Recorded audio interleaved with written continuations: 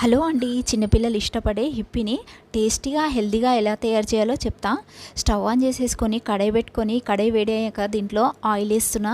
ఈ ఆయిల్ వేడయ్యాక దీంట్లో ఆనియన్స్ వేస్తున్నా. ఆనియన్స్ కొన్నే వేయాలి, ఎక్కువ వేయాల్సిన అవసరం లేదు. ఇవి కొంచెం వేగిన తర్వాత దీంట్లో పచ్చిమిర్చి యాడ్ చేస్తున్నా. ఈ పచ్చిమిర్చి వేయడం వల్ల కొంచెం స్పైసీగా చాలా బాగుంటుంది.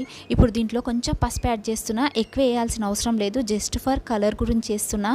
ఇప్పుడు దీంట్లో అల్లం పేస్ట్ వేస్తున్నా. ఈ అల్లం పేస్ట్ కొంచెం ఆయిల్లో ఫ్రై చేయడం వల్ల చాలా టేస్టీగా ఉంటుంది. దీంట్లో క్యారెట్ కూడా యాడ్ చేసిన.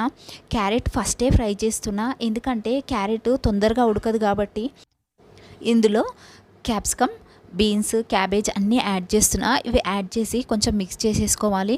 ఇవన్నీ యాడ్ చేయడం వల్ల మనం చేసే ఇప్పి చాలా టేస్టీగా, చాలా హెల్తీగా ఉంటుంది. ఇప్పుడు దీంట్లో సాల్ట్ యాడ్ చేస్తున్నా. సాల్ట్ యాడ్ చేసిన తర్వాత లో ఫ్లేమ్లో కొంచెం ఉడకబెట్టేసుకుందాము. తర్వాత దీంట్లో కొంచెం కారం వేస్తున్నా. కారం కూడా కొంచెం వేయాలి అండి, ఎందుకంటే వాళ్ళు ఆల్రెడీ మసాలా ఇస్తారు కాబట్టి కొంచెమే వేసేసుకోవాలి.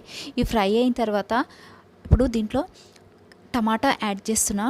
టమాటా యాడ్ చేయడం వల్ల పుల్లగా టేస్టీగా చాలా బాగుంటుంది. టమాటాలు ఫ్రై అయిన తర్వాత దీంట్లో పచ్చి కార్న్ వేస్తున్నా. ఇవి ఎక్కువ వేగాల్సిన అవసరం లేదు, ఇలా మిక్స్ చేసేసుకోవాలి. ఇవి ఫ్రై అయిన తర్వాత దీంట్లో వాటర్ యాడ్ చేస్తున్నా. నేను 1 ఇప్పికి 2 కప్స్ వాటర్ వేయాలి. 2 ఇప్పీస్ వేస్తున్నా కాబట్టి 4 కప్స్ వాటర్ వేసిన మసులుతున్నాయి. ఇప్పుడు దీంట్లో ఇప్పీస్ యాడ్ చేస్తున్నా. చాలామంది బ్రేక్ చేసి వేస్తారు, అట్లా వేయొద్దు. ఇవి లో ఫ్లేమ్లో ఉడికించుకుందాం లిడ్ పెట్టేసి. ఇప్పుడు ఉడికిన తర్వాత దీంట్లో మసాలా యాడ్ చేస్తాము. దీంతోపాటు కొత్తిమీర కూడా యాడ్ చేస్తున్నా. చాలామంది కొత్తిమీర దించిన తర్వాత వేస్తారు, కానీ అలా వేయకూడదు. కొద్దిసేపు కొత్తిమీర మసాలాతో పాటు ఉడకనివ్వాలి. ఇప్పుడు దీంట్లో లెమన్ యాడ్ చేస్తున్నా. దీనివల్ల నూడిల్స్ టేస్ట్ వస్తుందండి.